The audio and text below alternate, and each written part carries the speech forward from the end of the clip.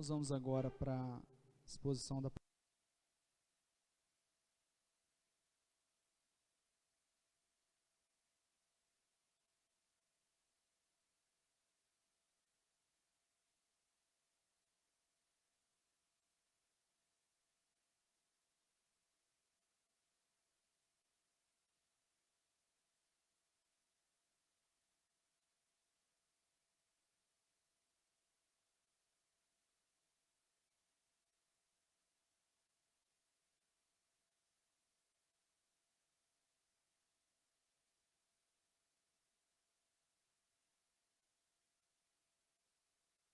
para a gente falar nessa nova série que os irmãos podem ver aí. E nós vamos ler 1 Coríntios 4, do 1 ao 7. Diz assim a palavra do Senhor: Assim, pois, importa que os homens nos considerem como ministros de Cristo e despenseiros dos mistérios de Deus. Ora, além disso, o que se requer dos dispenseiros é que cada um deles seja encontrado fiel. Todavia, a mim, muito pouco se me dá de ser julgado por vós, ou por tribunal humano, nem eu tampouco julgo a mim mesmo, porque nada me argui a consciência. Contudo, nem por isso me dou por justificado, pois quem me julga é o Senhor. Portanto, nada julgueis antes do tempo, até que venha o Senhor, o qual não somente trará à plena luz as coisas ocultas das trevas, mas também manifestará os desígnios dos corações, e então cada um receberá o seu louvor da parte de Deus. Vamos orar? Pai, nós queremos pedir que a Tua palavra esteja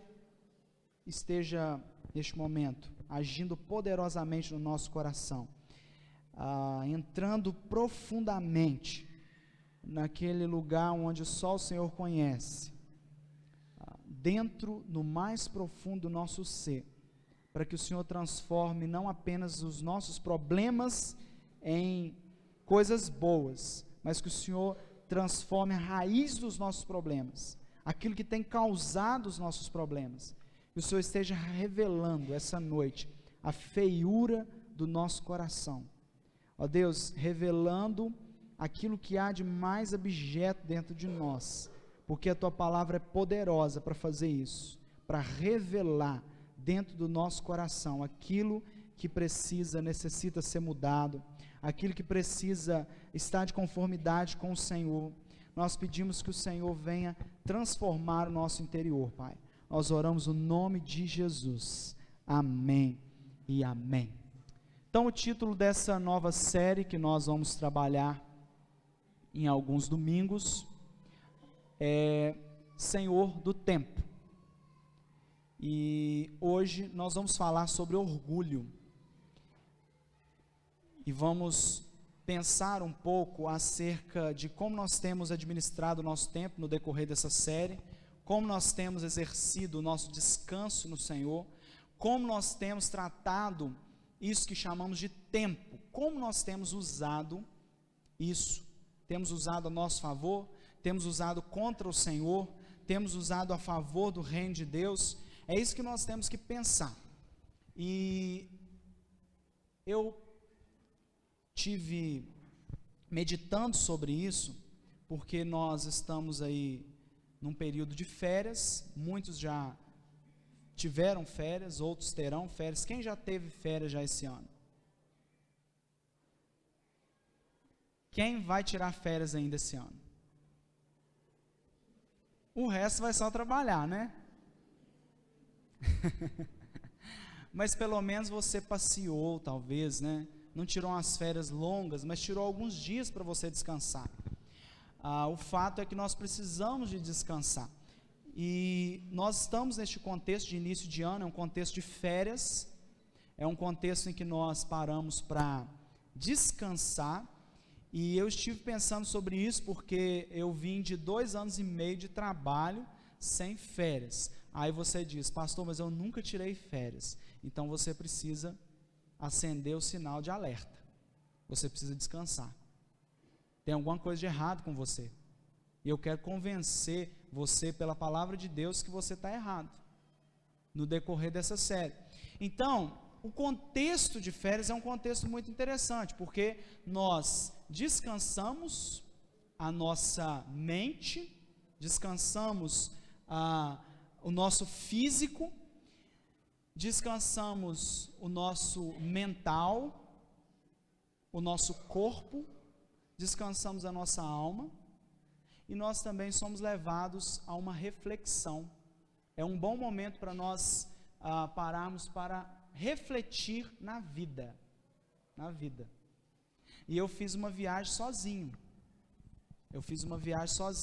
porque eu me propus a descansar a mente, o corpo, e também tirar um momento para me conhecer melhor, porque às vezes você não tem a oportunidade de te conhecer melhor, porque você vive em função do que as pessoas falam acerca de você. Você é aquela pessoa que você acha que você é somente aquilo que as pessoas vão dizer sobre você. Então você vai acreditando em tudo que eles vão falando sobre você e vai perdendo seu senso de identidade. Então precisa de você parar e começar a refletir na sua vida. Passar a mão numa varinha de anzol, Samuel, eu não sei se você gosta de pescar, mas passar a mão numa vara de anzol e tirar um tempo, pescar. Eu não gosto de pescar, mas para quem gosta, você vai, fica ali pensando em nada, só olhando e contemplando a natureza. E as pessoas que eu conheci nessa viagem assustaram, mas você está fazendo uma viagem sozinho, eu nunca vi. Aí uns acharam assim, quando você perceber que é bom, você só vai querer viajar sozinho. E outros disseram, não tem graça viajar sozinho. Mas serviu para que eu pudesse pensar um pouco e refletir. E me veio à mente uma reflexão que eu tenho pensado esses dias, que é: eu sou o Senhor do meu tempo? São 3 perguntas que eu tenho me perguntado. O tempo é o meu Senhor? Ou talvez Deus é o Senhor do meu tempo? Essas 3 perguntas que eu tenho pensado. O tempo é meu Senhor? Eu sou o Senhor do meu tempo? Ou Deus é o Senhor do meu tempo? Porque às vezes nós servimos ao tempo, enquanto o tempo deveria nos servir. Todos nós temos 24 horas, não é verdade? Todos nós. Você com a sua agenda pequena, assim como o presidente do nosso país. As pessoas importantes que têm pouco tempo, que acham que tem pouco tempo, e às vezes os entediados que ficam ali de frente de uma novela do SBT porque não tem nada para fazer. Não tem uma pia de vasilha para lavar, não tem um lote para capinar. Então fica ali assistindo novela do SBT.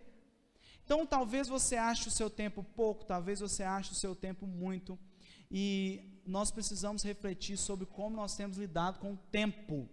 E tem uma canção que me chama muita atenção, que é uma canção desse moço aqui, o Paulo César Baruch.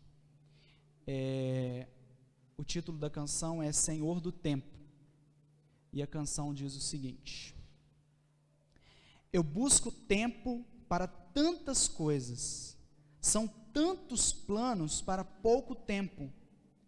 Em meio a tudo que exige tempo, eu já não tenho tempo para falar com Deus. Eu me disponho para o trabalho e, sem notar, eu perco o horário. Só resta tempo para fechar a porta para tudo que na realidade importa. E ele continua: não tenho tempo para descansar, rever amigos e conversar. Já não consigo me assentar à mesa e alimentar o que a alma almeja. E quando eu quero viver o tempo, tal fumaça some num momento e antes que tudo perdido esteja, e antes que tarde demais eu perceba que ganhei o mundo, perdendo a alma, tentei de tudo, me vi sem calma, busquei tão longe, quando tão perto, teria tudo do jeito certo, vencer o Senhor deste mundo, vencer o Senhor da minha vida, em todo o tempo, Deus. E na outra estrofe ele diz, vencer o Senhor deste mundo. Você tem usado o que nós chamamos de tempo ao seu benefício? Ou você tem sido escravo do tempo? Você tem sido escravo do seu relógio? Você tem sido escravo da sua agenda? Você tem sido escravo dos seus filhos, dos seus irmãos da igreja? Você tem estado preso a algumas coisas. E nós precisamos urgentemente pensar acerca disso. Porque nós vivemos dias em que nós estamos cansados.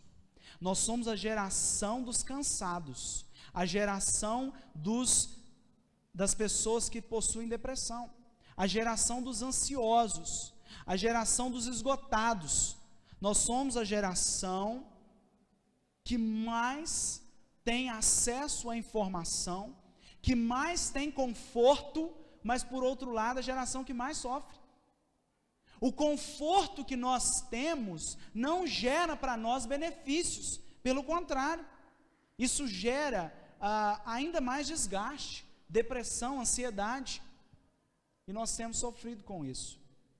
E você não precisa ser um CEO de uma grande empresa, para você ser um super ocupado, basta você ser uma dona de casa com filhos. Você não precisa ser um presidente de uma empresa, basta ser um membro de uma igreja ativista,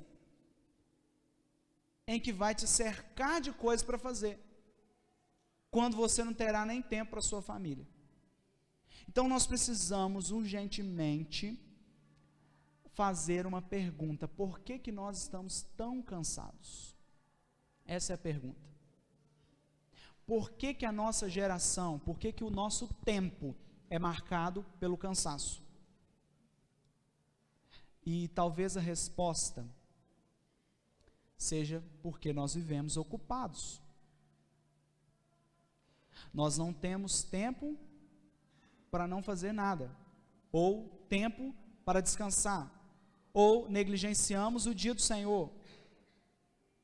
Mas a pergunta gera uma outra pergunta: por que nós vivemos ocupados?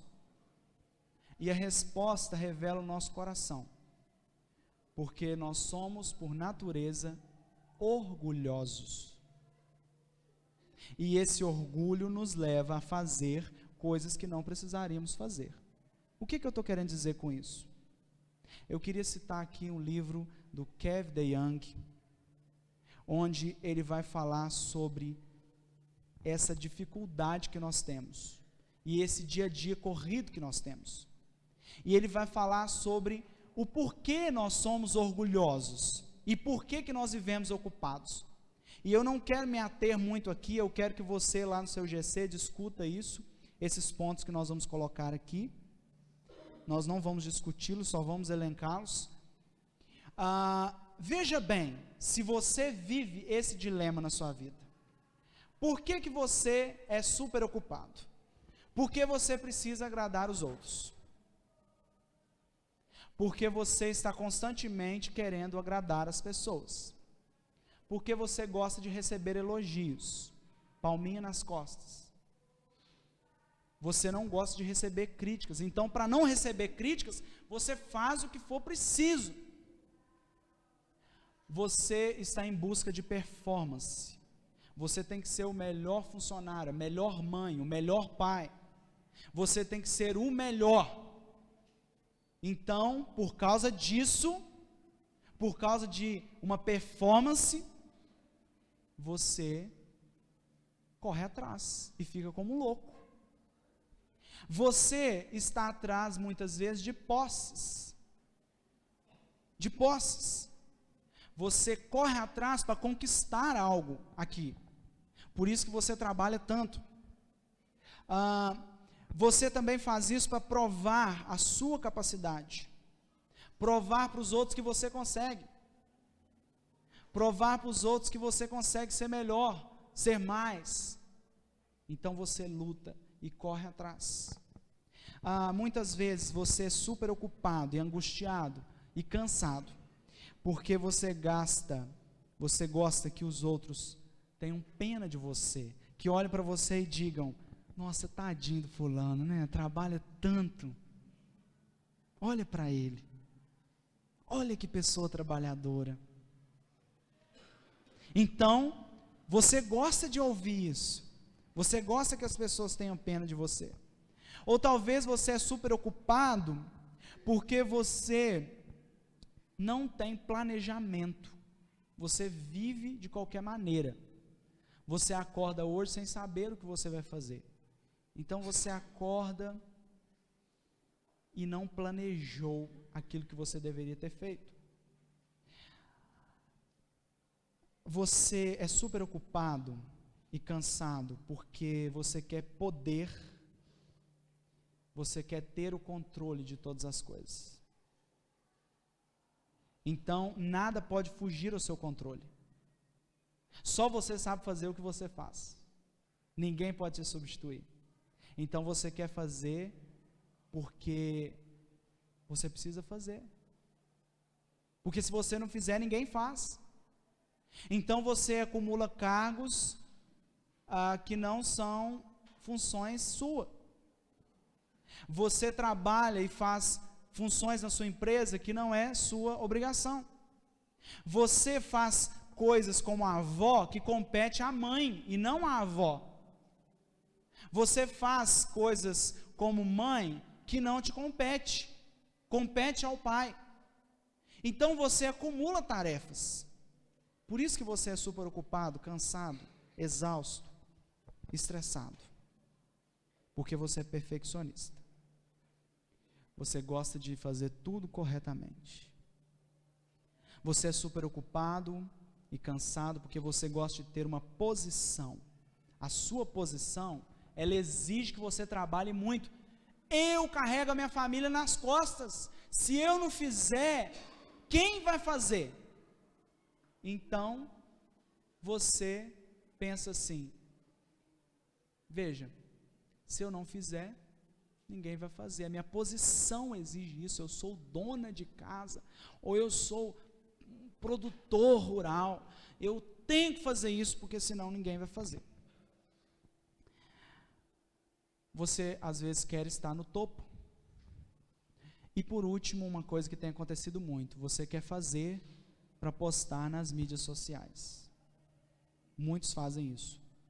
E há algum tempo eu tomei uma decisão na minha vida e fiz um concerto de não postar mais coisas da igreja nas minhas redes sociais. Nas minhas redes sociais eu posto só as minhas coisas. Rede da igreja, rede da igreja. Eu compartilho as coisas da igreja às vezes, mas redes sociais que me pertencem, eu posto as minhas coisas, a igreja é a igreja. Porque o que estava acontecendo? Parecia uma propaganda pessoal. Por que o pastor Josimar está postando que a igreja dele fez 500 programações? Será que ele está querendo sair daquela igreja? Está fazendo propaganda para conseguir uma igreja melhor? Então tomei essa posição: não vou postar mais coisas de igreja nas minhas redes sociais. E às vezes a gente faz para postar, e isso vai consumindo o nosso tempo. E o Kevin DeYoung trabalha isso no livro. Ele vem falar que isso tudo é manifestação de orgulho. Orgulho. A gente faz isso tudo porque a gente quer parecer bem na fita. A gente quer ser o trabalhador, aquele que mais trabalha. A gente tem medo de ser chamado de preguiçoso. A gente tem medo do que as pessoas vão pensar. Então você tem que ser o melhor. Você se cobra e corre atrás para conquistar aquilo. O orgulho acontece quando nós estamos preocupados com esse julgamento próprio, com o nosso julgamento e com o julgamento dos outros. Quando nós estamos preocupados com o que os outros estão pensando, então nós temos que fazer mais, porque eu estou preocupado com o que os outros vão pensar sobre o meu relacionamento, sobre a minha família, sobre o meu trabalho, sobre tudo que eu faço. Então eu vou fazer mais, porque eu estou preocupado. Este é o contexto em que Paulo se encontra, nessa carta. O contexto de Paulo, quando ele chega a escrever essa carta ele está diante de uma igreja que faz comparações. Ele está diante de uma igreja que diz assim, nós, Paulo, não seguimos a sua doutrina, nós somos de Apolo. O que você prega não vale para mim. Aquela comparação. Paulo não é como Cefas, que não é como Cristo. Eu sou de Paulo, eu sou de Apolo, eu sou de Cefas, eu sou de Cristo. O contexto em que Paulo se encontra aqui é um contexto marcado por isso, uma igreja dividida, em que um grupo da igreja falava mal de Paulo, questionava a integridade do ministério de Paulo, questionava a apostolicidade de Paulo, as credenciais de Paulo. E ele começa o texto que nós lemos falando sobre o ministério dele. O versículo 1, ele nos convida a considerar eles quem? Ele, Timóteo e outros que lideravam a igreja, como sendo pessoas que eram ministros de Cristo e despenseiros dos mistérios de Deus. Ele convida aqueles irmãos da igreja de Corinto: olhe para nós, mas não nos considerem como homens que são dignos de comparação, homens que serão cobrados além daquilo que deveria ser cobrado, mas olhe para nós e nos considere como ministros de Cristo e dispenseiros de Deus. E essas duas palavras nos chamam muito a atenção. A primeira palavra que Paulo usa é a palavra ruperetes, ministros de Cristo. Essa palavra se refere aos escravos que ficavam no porão do navio para remar o navio. Você já viu esses tipos de navio, que tem aqueles remos por baixo?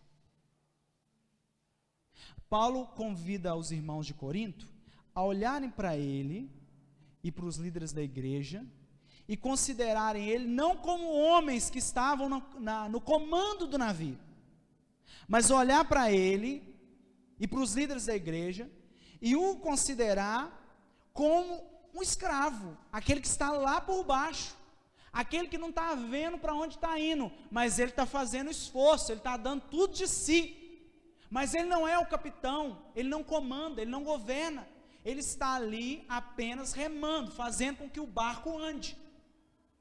Nos considere como ruperetes, nos considere como homens que estão por baixo. Irmãos, enquanto nós estivermos achando que nós estamos no controle, com essas manifestações de orgulho, de achar que nós estamos liderando, e que tudo depende de nós, que a nossa família, que o nosso casamento, que tudo depende de nós vamos continuar cada vez mais enfrentando esse problema que está na raiz da nossa vida, que é o orgulho. A segunda palavra que o apóstolo Paulo usa é a palavra oikodomos. Essa palavra se refere ao mordomo. Essa palavra se refere àquela pessoa que está ali tomando conta da casa.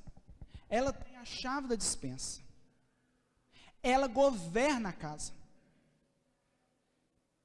Mordomos, que é a palavra que tem ligação a essa, se refere-se ao maior da casa.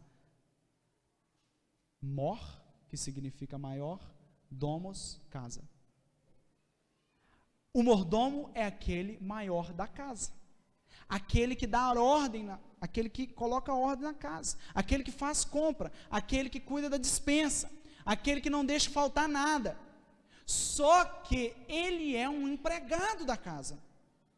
Da mesma forma como os ruperetês, que são aqueles que fazem o navio andar, mas eles só fazem o navio andar.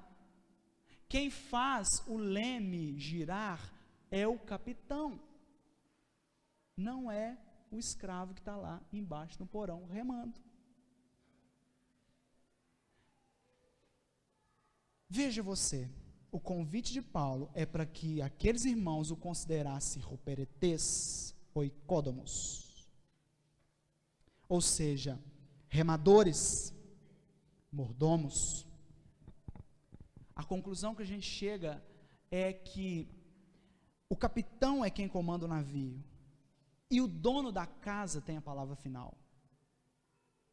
Ou seja, Paulo tinha seu papel na igreja, mas ele era submisso a Cristo. Ele estava exercendo um papel de importância, de destaque, mas ele era abaixo de Cristo. Ele estava ali com um papel de submissão. E muitas vezes nós chegamos a estar como super ocupados, como cansados, porque nós queremos ocupar o papel de Cristo. E isso é orgulho. Nós queremos ocupar um espaço que não é nosso. E Paulo nos chama a atenção nos versos seguintes, dizendo que existem julgamentos que são colocados a nós. Porque na verdade nós somos marcados por julgamentos. Primeiro, no versículo 3, ele diz que nós somos julgados pelos outros. Ele diz: todavia, a mim, muito pouco se me dá de ser julgado por vós, ou por tribunal humano. Paulo diz àqueles irmãos: não me importa ser julgado por vocês, pouco me importa a opinião de vocês. Só que Paulo continua, ele fala de um outro julgamento. Ele fala sobre o julgamento de nós mesmos, o versículo 3 e 4.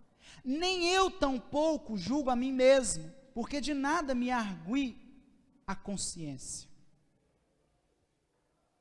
Mas existe um terceiro julgamento, colocado por Paulo no texto.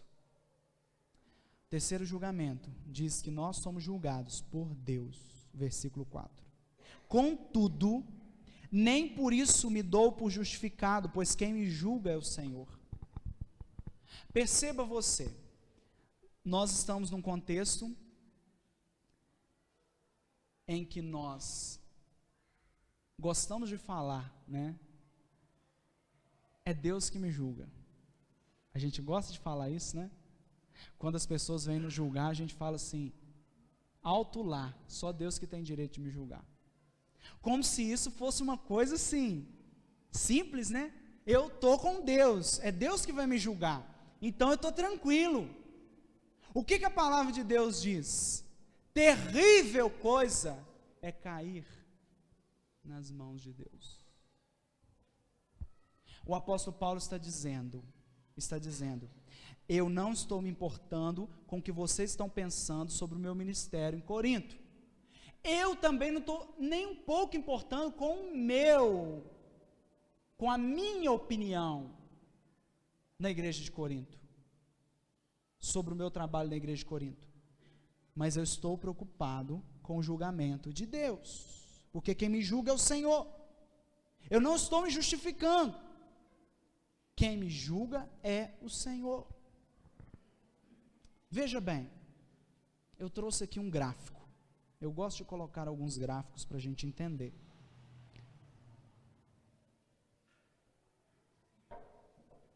Veja bem, esse texto pode ser entendido assim: no meio de tudo estamos nós, o ego humano. De um lado, nós temos o julgamento dos outros. Essa ideia foi tirada do Tim Keller no seu livro Ego Transformado. Ele diz que nós nos preocupamos demais com o julgamento dos outros. E quando nós nos preocupamos demais com o que os outros pensam, com o julgamento dos outros, o que acontece com a nossa vida? A nossa autoestima fica baixa, porque a gente está preocupado demais com o que os outros estão pensando. E a autoestima baixa é o que Deus deseja para nós? Não. Não. Por outro lado, a gente quer tratar essa autoestima baixa, olhando para dentro de nós e dizendo: o que importa é o que eu penso, porque a vida é minha, deixa eu viver minha vida, cada um no seu quadrado, cada um cuida da sua vida, toma conta da sua vida. Então você trata o seu problema de autoestima baixa com orgulho, porque quando nós olhamos para o julgamento próprio, nós ficamos orgulhosos, porque nós pensamos: não importa a opinião dos outros, importa a minha, porque eu sei o que é melhor para mim. Mas a palavra de Deus não nos ensina isso. A palavra de Deus nos ensina que não importa a opinião de um e nem de outro, importa o que Deus pensa. Então nós temos o julgamento divino, importa a opinião ou aquilo que Deus pensa, e aí nós vamos ter uma vida equilibrada. Nós vamos parar de ficar preocupados todos os dias: será que eu sou o melhor pastor? Será que eu sou a melhor esposa? Será que eu sou o melhor namorado, melhor namorada? Será que eu sou o melhor pai, a melhor mãe? Será? Fulano está dizendo que não. Eu não estou nem aí com a opinião dele, o que importa é a minha. Importa o que Deus pensa. Quando nós começamos a pensar no que Deus diz, no que Ele diz, aí sim nós vamos ter uma vida equilibrada. Nós vamos parar de ficar correndo atrás de coisas para nós, porque quando eu olho para o que Deus pensa, eu vou ser o melhor marido, eu vou ser a melhor esposa, eu vou ser o melhor namorado, a melhor namorada. Quando eu penso naquilo que Deus diz, eu vou ser o melhor pai, a melhor mãe, o melhor funcionário, porque eu vou estar cumprindo o que Deus deseja. E quando você cumpre o que Deus deseja, você vai estar sendo o melhor para as pessoas, porque Deus diz: ame a Deus sobre todas as coisas e ao próximo como você mesmo. Então, eu cito aqui essa frase do Tim Keller que resume esse pensamento: não me importo com o que vocês pensam, tampouco com o que eu penso, só me interessa o que o Senhor pensa. É assim que nós tratamos o orgulho nas nossas vidas. O orgulho não é tratado com a baixa autoestima. Pelo contrário, o orgulho é tratado quando nós olhamos para o alto, quando nós olhamos para Deus. Ele nos ensina como nós devemos administrar o nosso tempo, Ele nos ensina a descansar nele, Ele nos ensina a confiar cada vez mais nele. E para a gente encerrar, eu queria te convidar apenas a refletir em 2 pontos.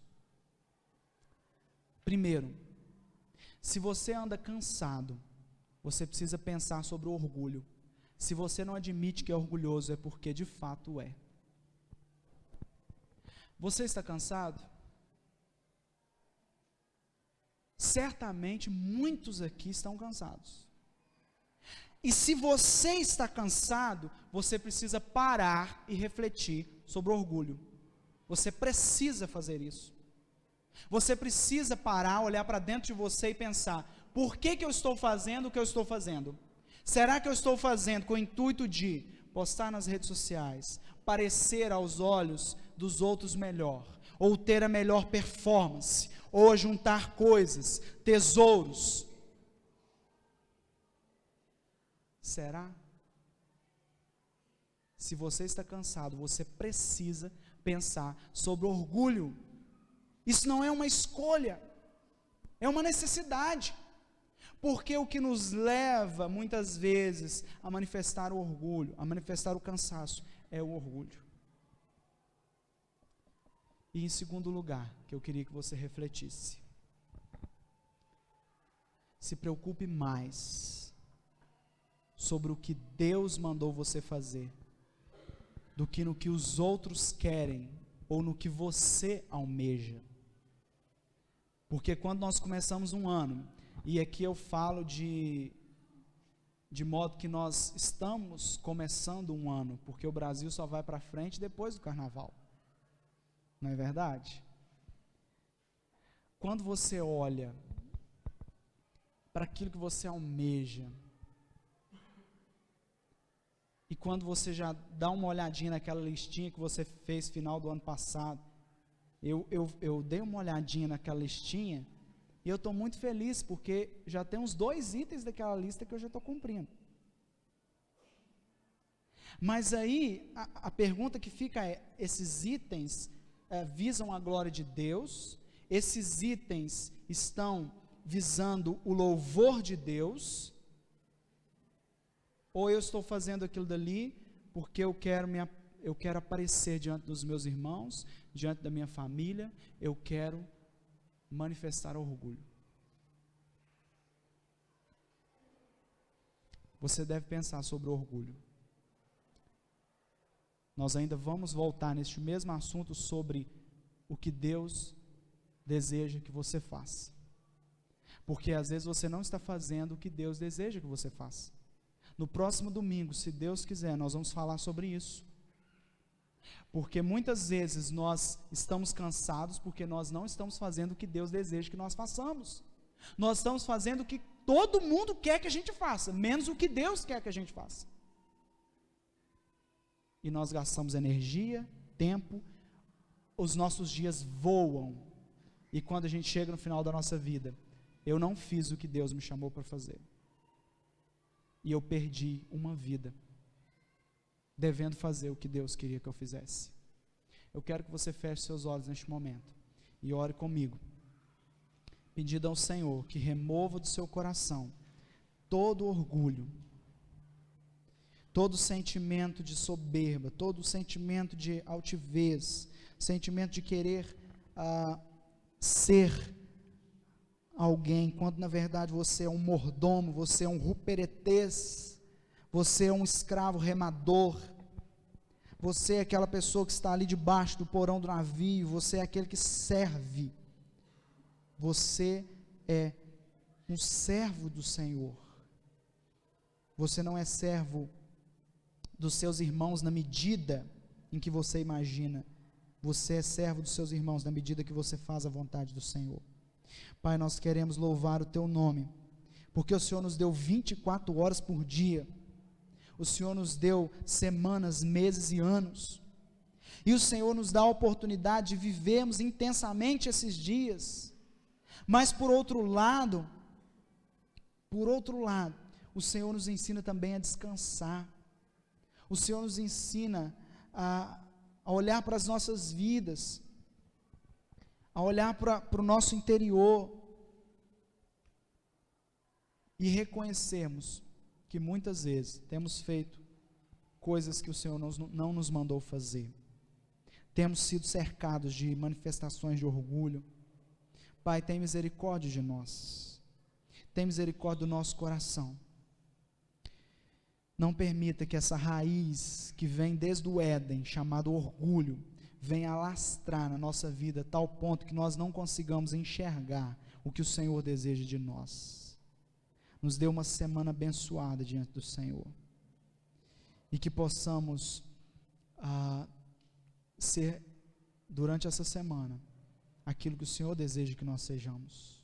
No nome de Jesus, vamos nos colocar de pé e receber a bênção do Senhor, que a graça maravilhosa do nosso Senhor e Salvador Jesus Cristo, o amor de nosso eterno Pai e as doces e ternas consolações do Espírito Santo esteja com toda a igreja de Deus, aqui e em todo lugar. Maranata, ora vem, Senhor Jesus. Pode se assentar. Eu tenho aqui apenas que marcar com vocês. A última vez que nós marcamos para começar a nossa demolição, choveu. Mas nós vamos deixar marcado para sábado de manhã, ok? A partir das 7 horas. Então você que é homem aí, ajude. Você que é mulher, se puder vir para ajudar a fazer um lanche, né? Ajudar a preparar alguma coisa. Se quiser também, pode vir ajudar. Ferramentas, isso aí, marreta, se você tiver, essas coisas que gastam para demolição. Nós vamos deixar então marcado para sábado, 7 horas, você que puder vir, vai ser muito bom. Vamos aos outros avisos, tem mais algum aviso aí? Os grupos vão se reunir na casa... o Debeles, é o 2, né? No Espraiado, no Felício Júnior, nos Batistas, na casa do Soeber. Visita da Junta Diaconal na casa do Sr. Jacinto, sexta-feira. Estou gostando de ver a junta esse ano, hein, gente? Gostando de ver. E esse projeto aí da SAF, que eu vi lá no grupo, Meninas Segundo o Coração de Deus. Você que quiser participar, procure aí a Josi. Eu quero agradecer aos visitantes, eu percebo que existem aqui alguns. Deus abençoe sua vida. Sinta-se bem no nosso meio, né? Volte quando se sentir à vontade. Deus abençoe a todos, dê uma ótima semana a todos. Espero chegar na porta.